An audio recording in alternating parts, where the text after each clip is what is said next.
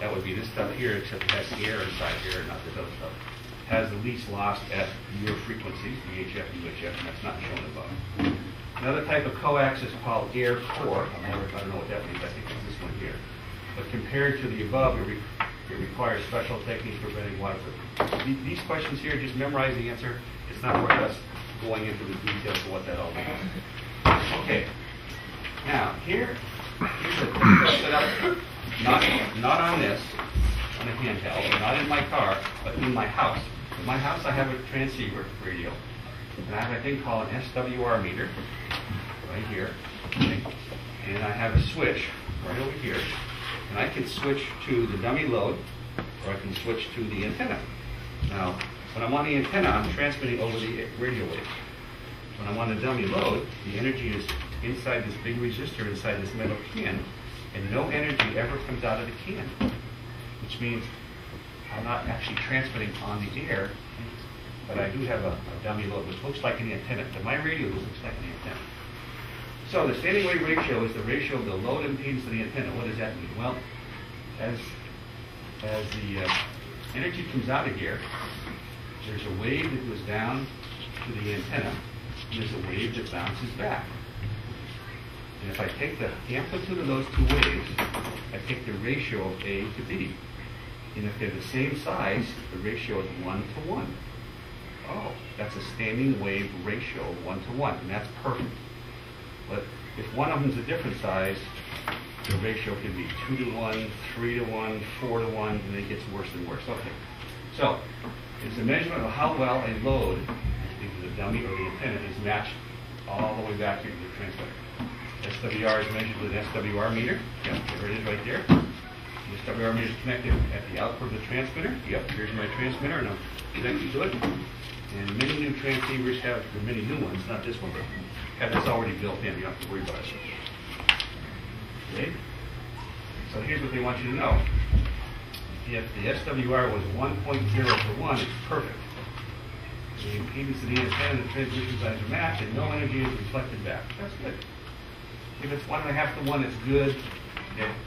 Once it gets to 4.0 to 1, it's very bad. There's something wrong with what you have set up here. And so lower SWRs, like 1 to 1, all the way up to 1.5 to 1, allow a pretty efficient transfer of the power up to the antenna. So these are the three we're focused on. Let's just see what this one is, right? I'm going to put it on dummy load. It's on dummy load, so I don't need my call letters. And this one right here is the SWR meter.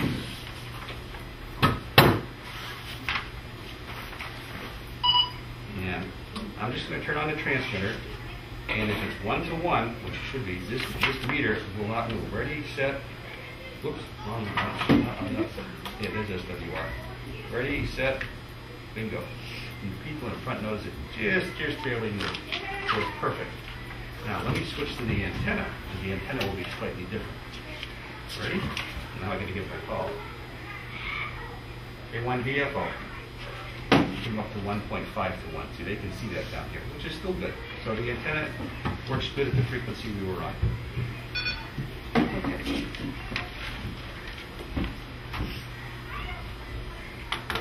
Okay, it says many radios have protection circuits that reduce the output power. Here's the issue. There's 100 watts that come out of this transmitter. 100 watts. Now, there's transistors that are generating that 100 watts. How do they get cooled? They get cooled with a heat sink. Okay? But when I have high SWRs, energy is coming from the antenna back into the transceiver. Guess where they go? Right to those transistors. So if this heat sink can cool the 100-watt transistors, what happens when 80 watts comes back and lands on that transistor? Now this heat sink says I can't handle 180 watts.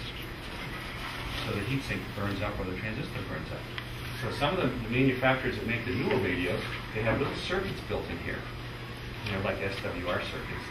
And once the SWR exceeds 2 to 1, there's a circuit inside here that reduces the 100 watts down to like maybe 20 watts. And so you'll say, gee, why did my power go down? Oh, check your SWR, stupid. There's something wrong. So they save the radio by automatically reducing the power. And that's what that question's about. says radio has a protection circuit to reduce the output power when the SWR exceeds this. Automatically reduce. Erratic changes in SWR may be caused by a loose connector. Yep. If I got a connector here that's a little bit loose, like this one, and it's outside near my antenna, and it's windy, and I could look at the SWR and it might be just jumping back and forth. And that's what that's about. Dummy load is a resistor that electronically looks like an antenna. Yep. This is a 50 ohm resistor. So it looks like a 50 ohm antenna. And so it's 50 ohms and it's housed in a metal shield. It's housed in a metal shield, so no energy comes out over the air. So I can be sitting here at any frequency doing a test, and no one with a radio one will ever hear me because all the energy is housed inside this metal can. Okay? The primary purpose of a dummy load is to prevent radiation while you're making transmitter adjustments and doing testing. Yep. And since you're not radiating over the air, you never have to give your call letters when you're using a dummy load. By not radiating over the air, other people can use, whoops, that's a mistake. I'm making note of that. You can use the frequency and you don't have to give your call letters. Now that should be a D on there, folks. Make a note of that. Page 9, okay? Okay, now we're going to talk a little bit about something else called a watt meter. Here's my transceiver, and let's say it's putting out 90 watts. Well, you say, okay, 90 watts heads right to the antenna. Now we're assuming that we have the perfect use of coax and all the power gets there, so let's forget that for a second. But if the SWR is perfect, 1-to-1, all 90 watts heads out the antenna. But if the SWR starts to get worse and worse and worse, some of the power gets brought back, remember? So how do I know how much power is actually going out and coming back? Well, the regular watt meter doesn't tell me. It just says 90 watts. But there's a different kind of a watt meter, and this is also it again. It'll tell me how much power is going forward, how much power is coming back. So let me just put it on again. Switch it to power. What you're going to see is this one here is going to be forward. This one here is going to be reflected. This one's probably going to go up to about 4 watts, and this will go about a half watt. Ready? Set. Okay, 1 DFO. See that? So I can tell how much is forward and how much is coming back.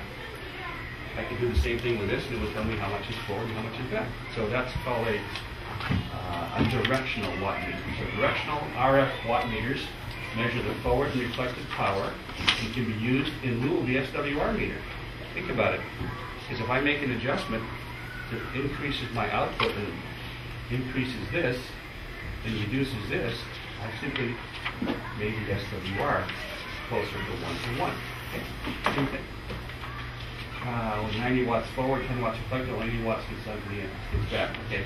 Now again, this all assumes that the coax has no loss, but we also know that the coax has a bunch of loss. That's a different story. Device which can match. Okay, now turns out that maybe I've got this antenna, and it's really, technically, it really isn't 50 ohms. Well, if it's not really 50 ohms, it's not going to match the transceiver, and it's going to be an SWR here. Well, geez, how do I retweak an antenna like this? I bought it from the manufacturer. How do I retweak it? Not easy. I can buy a device called an antenna tuner. It's a box. It's got big capacitors and big coils. And this is a device which can match the output impedance of the transceiver to the impedance of the antenna. It's called an antenna tuner. So what it does, it matches impedances. So the transceiver will look into that box, and the box is up. You're going to see 50 ohms. Perfect. And the transceiver says, I love it. So this lets the transmitter think that it's looking at a perfect 50 ohms, and it will put out full power. But the antenna tuner is doing the tweaking to feed the power into this antenna. Okay? Antenna tuner.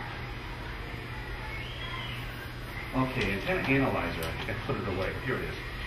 Let's see, I just built the antenna. See, I built this from the ground up. Well, I want to kind of figure out, is it set? Is it resonant for the right frequency? Is it going to have an SWR? I want to do all that without ever plugging my radio into it. Turns out they sell these things called analyzers. You plug the antenna right into here, you turn it on, and you turn this dial for the frequency of interest, and it tells you when the SWR is perfect. oh my God, it's perfect, but it's not the right frequency. Then I can retweak the antenna. Look, it's moving closer to the right frequency. Retweak, do it. And I can do all this without ever transmitting. It's being done with this test device called an antenna analyzer. But possibly determine the resonant frequency of the antenna using an antenna analyzer. Wow. It just got built right into their SWR meter, but I never have to transmit. So that's kind of an interesting thing. Okay, figure 5. In figure 5, so here's an antenna. We know what that is. In figure 5, block 1 is a transmitter, okay? And block 3 is a receiver, okay? I notice they said transmitter, receiver, not transceiver. Then the answer is, what is 2? Well, if this is the transmitter and that's the receiver, then 2 has to be the switch that lets you switch the antenna to the transmitter or to the receiver. And again, that's the answer. But in today's world, we don't have transmitters and receivers. We have transceivers. So all that's done electronically inside that or electronically inside of here. We don't do that anymore. But in the old days, that's what we had to do. When we push the talk button, this function automatically takes place inside the radio. Oh, wow. Okay, now I think we're in 20. And I think we covered the first 6. Yeah. How are we doing in time? No, 2-3 minutes. I know, so here's my question. How is it just 20 that you have to go over?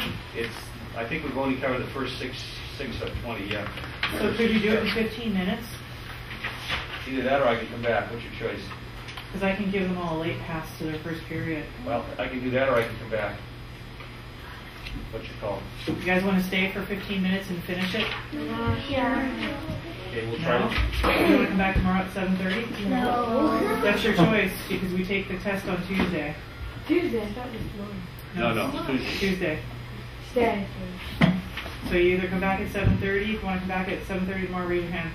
Okay, go. Okay. The problem is this is kind of a longer section. That's why I put it last. But I want to get the process. Okay. This is stuff you just want to memorize. It says if you have a big tower in the backyard with your antennas on it, it says members of the tower team should wear hard hats and safety glasses at all times, and working near a tower if something may fall on their head. Then there's a thing called how do you ground your tower? Grounding means so when lightning hits it, the lightning goes right into the ground and not into your house. And what you have to do is you have to buy these big 8-foot-long copper rods. You sink them into the ground right near the legs of the tower, and you strap them all together. So the actual ground requirement for towers are whatever your electrical codes are in your local area. Okay, fine. A very good conductor for RF grounding is a flat metal strap. Remember I showed you this last time? It's a flat metal strap. So when you connect that rod to the tower, you use these flat metal straps. Okay? Good practice when installing ground wires on a tower for lightning protection to ensure that the conductors are short and direct. So what you don't do is you don't make these things 10 feet long. You make them very, very short because lightning likes to burn things. So the longer these are, the better chance it will burn it. And he says you should avoid sharp bends. So I'm just going to stay on the things now that have questions. Okay. Here's if you have a radio. When I had radios in my house back in New Hampshire like this, of course I had my connectors all connected to them. We had lots of lightning storms back in New Hampshire. So what I would do is unplug the connector, unplug it, and plug it into another connector that was hooked to a ground. Yeah, just take it off and hook the one to the ground. That way when lightning hit my, if lightning hit my antenna, it went to the ground, it didn't go in and burn up my radio. Okay? So installing devices for lightning protection. Oh, and you can put, by the way, they sell these gigs that I can plug this into, plug it into here, and this is a lightning protection device. They sell them at the stores now. When installing devices for lightning protection in a Coax feed, ground all of the protectors to a common plate, which is turned to a ground station. What they're saying is, take everything in your radio station at home and hook it all to one big ground. Strap them all together and hook them together. That's all they're saying here. Okay? Okay, so this next set of questions is all based on this. I've got an antenna. There's my neighbor. There's me. I get energy coming off of this antenna.